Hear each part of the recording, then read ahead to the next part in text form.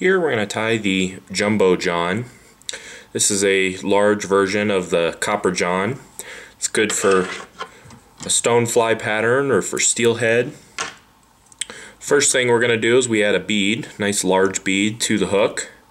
And then I add a little bit of fine lead wire in 015 or 010, and this will help center the bead, and it'll also of course give us some weight to our pattern. Then the next thing we're going to do is we're going to wrap through that lead wire a few times, coating it, covering it, securing it, keeping it from rolling from side to side. And then we're going to build in a bit of a taper from the wire to the hook shank. You can see here I want a little bit of a transition, nice and smooth. So you just kind of build that up.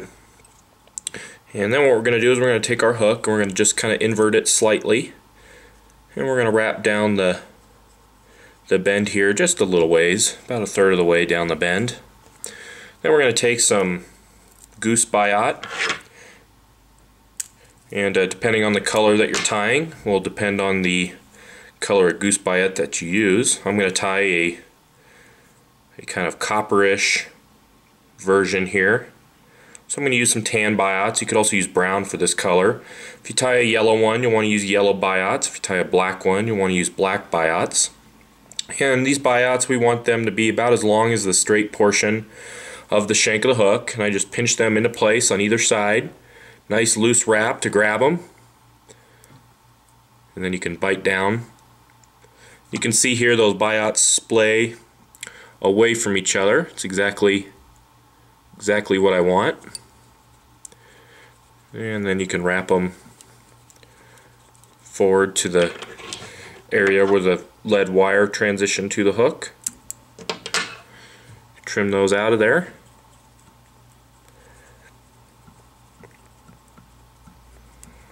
And we're going to take our thread forward here to the thorax area. We can turn our hook back up just a little bit more. And we're going to take some copper wire in either Brassie or medium, depending on how big of a Jumbo John that you're tying.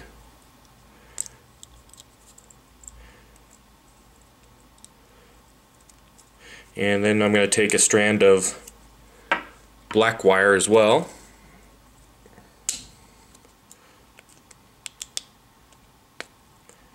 This will give the body a great segmentation.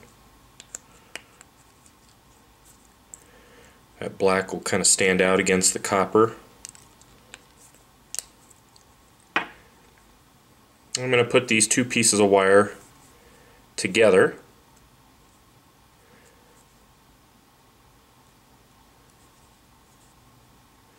I will tie them in together.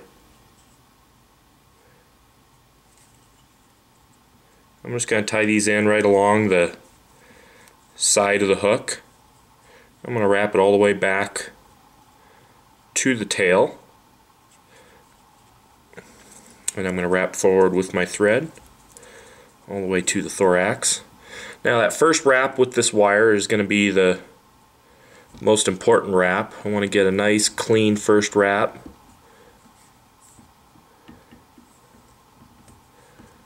I don't want any gaps.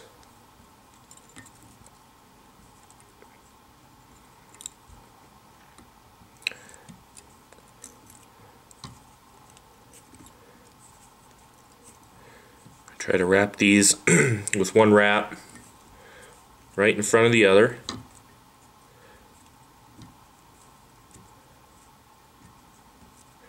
And once I get to the thorax, I can capture the wire with my thread.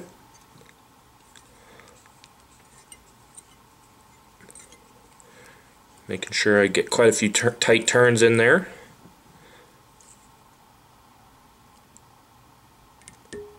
And I helicopter it out of there, twist it.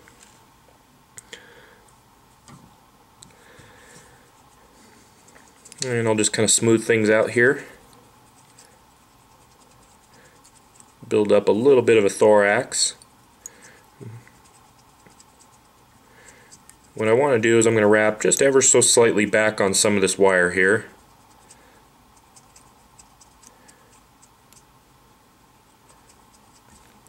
And we're ready to tie in our flashback material, which is just going to be a medium piece of mylar tinsel. You can also use wide if you're going for a little bit more of a flashback kind of look. I'm going to use the medium here. I like just a really thin strip on mine. I'm just going to tie this in right on top of the hook, centered right on top of the hook.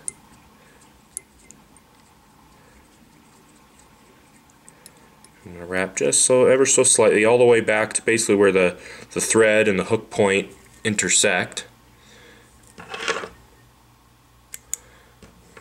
Then we're going to tie in a piece of thin skin that's only about 1/8 of an inch wide. I'm going to tie it in black. I'm going to tie that in right on top of the shank of the hook, centered as well, just like the flashback.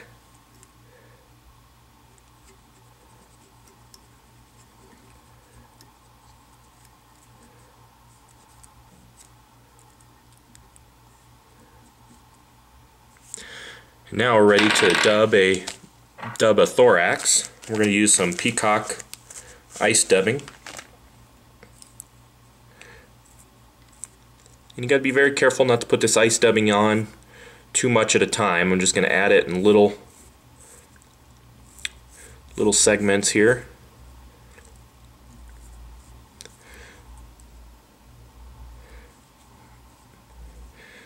I'm going to take it forward with just a little bit first. Then what I'm going to do is I'm going to take my thread to the middle of the thorax.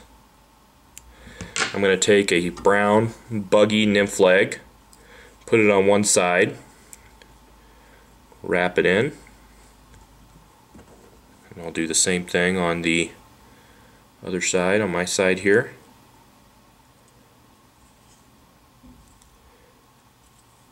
Two tight wraps. Now we're going to take some more Peacock ice dubbing.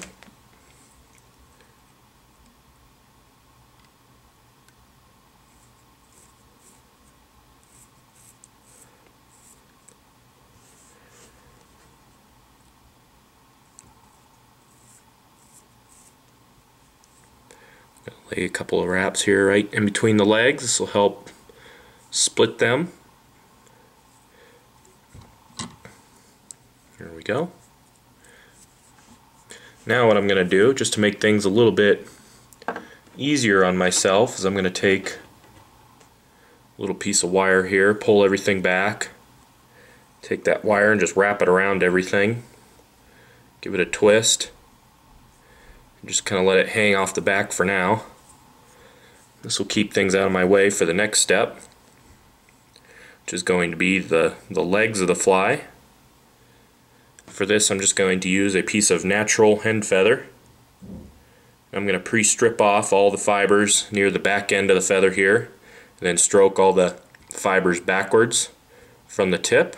I'm going to tie in the tip of that right up here at the front by the bead, and I could trim out the trim out the tip. Now I'm just going to take that feather, wet my fingers, and just kind of gently try to stroke those fibers back. All I'm going to do is just wrap that feather around the fly, and I can capture it. Then I could trim out the excess. I'm going to pull all those fibers back, and I'm going to lay down a couple of wraps. That'll help them lay backwards. There we go. And I can undo my legs. I'm going to take my thin skin. I'm just going to kind of pull these fibers to each side here, these hen fibers. Pull that thin skin over the top.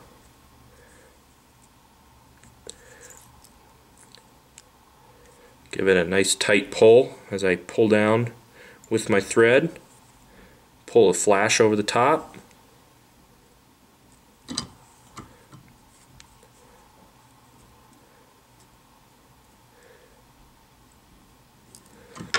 And I can trim out the flash. Very carefully trim this thin skin as close to the bead as I can.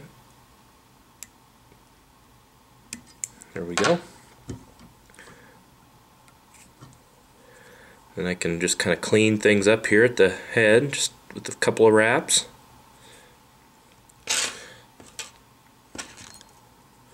Now I can whip finish.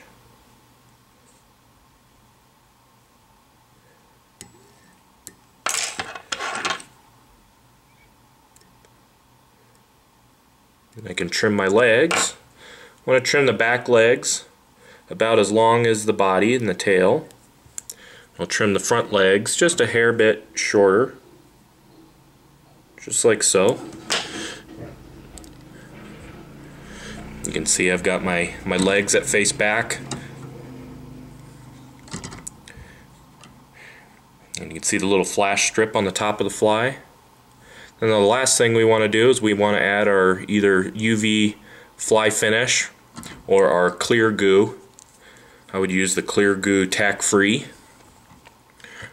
or the UV fly finish, and we're just going to add a nice tall bubble onto the back of this fly. You can also use epoxy for this as well. I like the UV glue just because I don't have to wait. And all I'm going to do is just spread that out with a needle or a bodkin or something on the top of the casing. Get it all the way to the edge. Then I can take my UV curing light. I'm going to use a laser here, UV laser. Just hit it, making sure to cover all the edges and all the cracks here.